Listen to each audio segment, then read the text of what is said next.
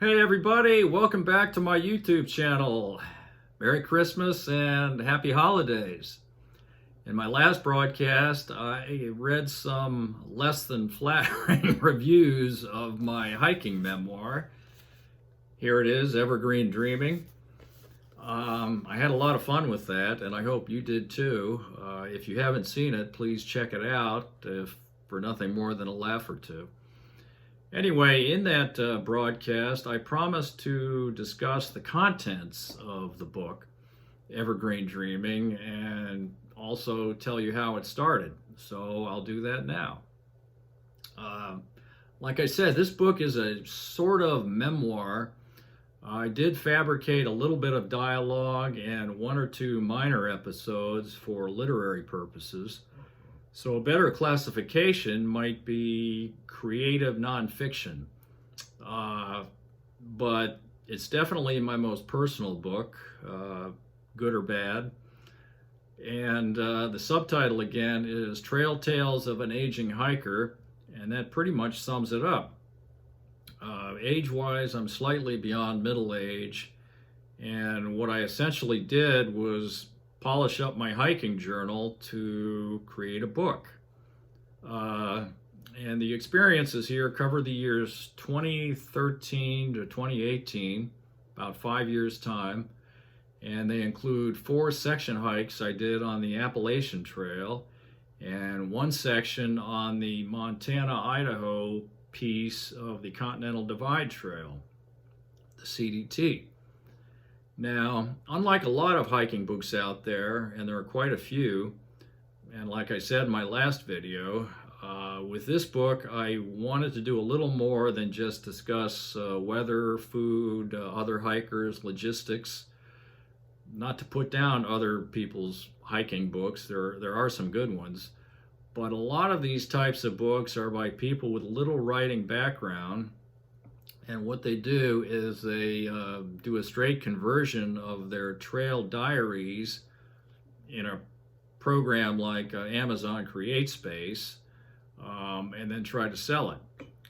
But they don't think, while they're writing, they don't think a whole lot about literary things like theme and context and continuity, and even basic things like proofreading and editing. The best books, in my view, are by people with writing backgrounds who then go hiking, and not the other way around. 2 prominent examples are Bill Bryson, Walk in the Woods, and Cheryl Strayed, who wrote Wild, both of which became movies. And they're excellent books, and I like to think that Evergreen Dreaming is a little bit closer to them than to the average hiking book out there. Anyway, you'll have to pick it up. You'll have to buy it and read it to see if I'm speaking the truth or not.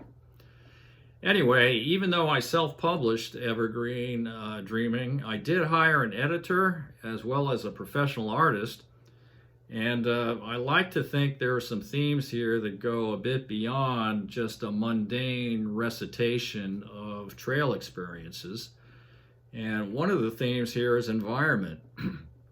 I'm an avid tree hugger and conservationist, and I wanted to convey the value of green space and wilderness protection, which I think is pretty important these days, especially with climate change going on.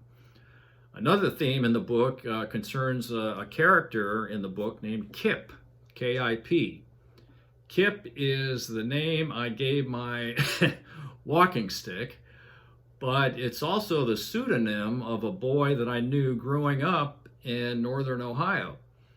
And I should probably now tell you the real genesis behind the book, so here goes. In March 2013, March 2013, while visiting my mom in the small town where I grew up in northern Ohio, I went running through my old neighborhood. Coincidentally, it was the same morning where I learned about a double homicide that occurred on my street, which I eventually turned into a fictionalization in my most recent book, The Shade Stripped Red. Anyway, just a few moments before meeting the couple that told me about the double homicide, I ran past the house of a childhood friend by the name of Biff. Biff and I were fairly close as kids. We knew each other from kindergarten through about halfway through fourth grade. My family moved away, and after we moved away, I never saw him again.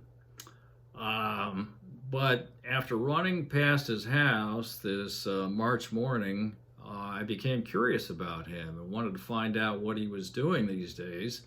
So after I got home, I punched his name into Google.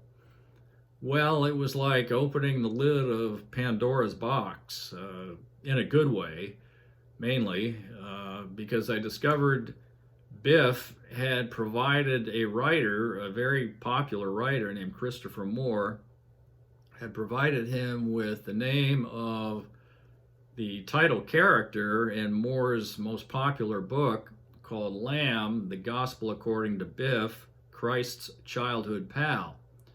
So it turned out that both Christopher Moore, Biff, and myself were all in the same little town, probably bumped into Moore in school, although I don't remember him. But we both knew Biff and were affected by him in different ways. And Moore chose to name his title character after Biff. Anyway, so I also learned that Biff had become a really good folk singer and guitarist as an adult, and he'd moved to Montana, Big Sky Bozeman country in Montana, where he did a lot of skiing and hiking.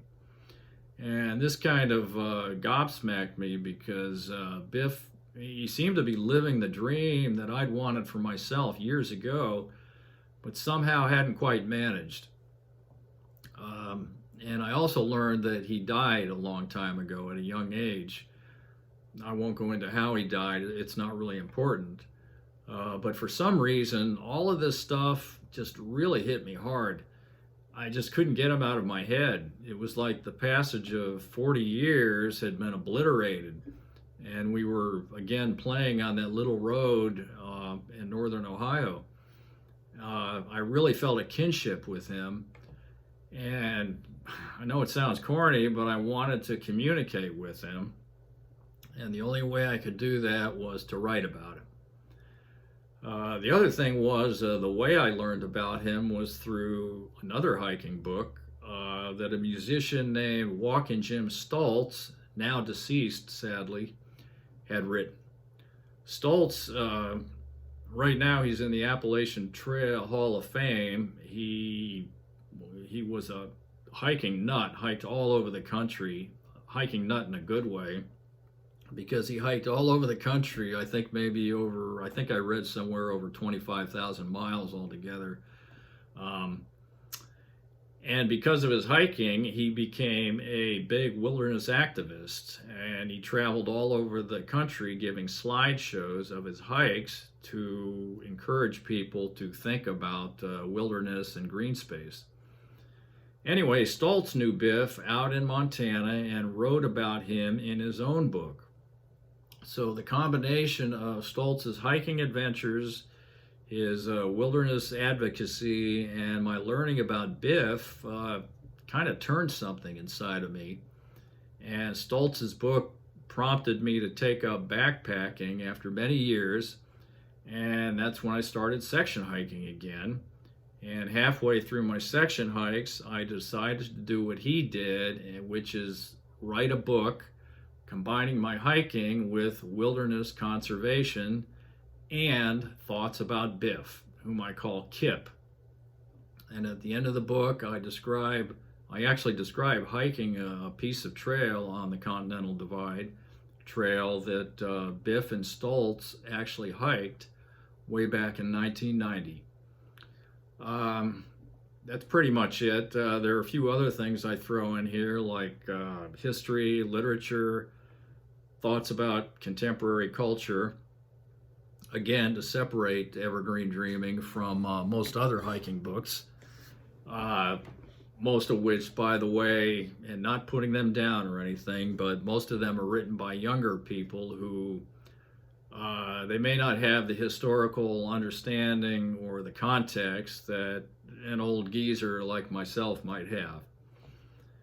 Anyway, I won't give too much away. I probably already gave too much away, but I hope you enjoy the book if you decide to read it. I'll just say that it sold more copies than any of my other books, which isn't saying much. And if you ever decide to hike the Appalachian Trail and stay at any of the hostels along the way, you might see this there, because I mailed it out to a number of hostel folks, people who ran the hostels that I'd met and became friends with. And they have libraries in their hostels, so hopefully this book is lodged in one of the libraries, although if you're hiking like I was, you'll be too burned out to do any serious reading. Anyway, that's it. Thanks again for tuning in, and next time I'll be talking about my first book, which is an academic history / biography of a sailing ship from the 19th century. It was published by an academic press, the University of Alabama Press. And I'll be going into that, getting into the Civil War, African Americans in the Union Navy, Cotton Triangle. So if you're into history or things maritime, please tune it in. Anyway, again, have a great holiday season. And as they say in Lakota, which I'm trying to learn, Hungashi no Tohanshi, Doksha Ake Wacha Kinkate. Take care.